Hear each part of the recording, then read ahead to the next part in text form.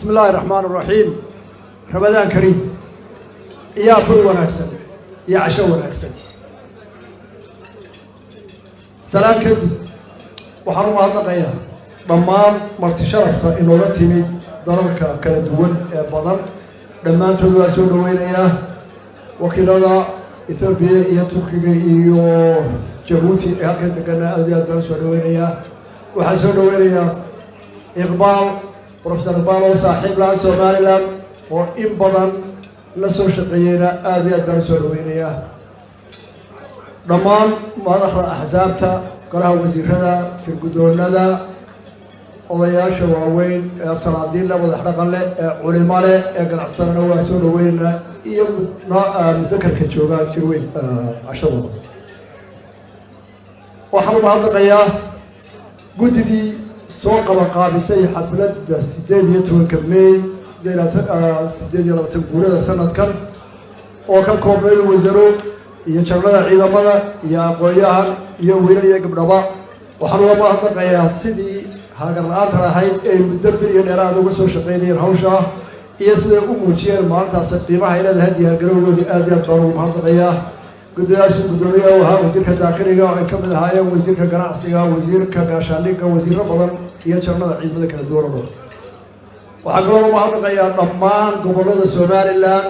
بلا صابرة قدرية شدك مي كمان ما يخلا ترياش عيد المضى dadweynaha ku dhaqan gobolada oo dhan madax dhaqameed culimo ganacsato iyaga oo maanta si nabadgelyo ugu dambaal tagay qaranka Soomaaliland taariikh ilaa la yaado aad iyo aad baan u mahadnaqayaa dhammaan gobolada ilaahayna waxaan ugu mahadnaqayaa nabadgelyada ay noogu soo dhamaatay ayaanu ku mahadinaynaa intaa kadib hadal badan caawaran maayo waa mahadnaqiyo duco waxaan ku doonayaa inaan hoosta ka xariiqo haddaan nahay Soomaaliland وعاو هالكن كلن هذا يتاعي ماذا حدا قمات سلاطين هذا يتاعي علماء هذا يتاعي هاي قواياش قرنكه هذا يتاعي قرع ستدي وقوم عوينين هذا يتاعي أقوياهم هوين فقنا قومن وحدوني هالكن عاو إلى باقدر وقدره ذلك شاركين لما تبين الجري كلام مولانا إنه قال هان وحن أصيدريا سوماليا ومانتا مر الحوق نقد حيو متصد سنوات وحن حدود كولاجنا وبوتلاند وحد يروشن بقول كيلومتر أرولاجنا بوتلاند مدحنا وحن وباقي يا سوماليلاند وحن يوضنا نابات يونا تنمو يا إلى المحصلون كل مرام وحن رجينا إلى الخلاف تبرحنا كالعين وحن نقولنا إلى النقران لبطل أو يصفران أو سوى البا oo ganacsi leh oo dhaqan leh oo aqoon leh isoo daarsada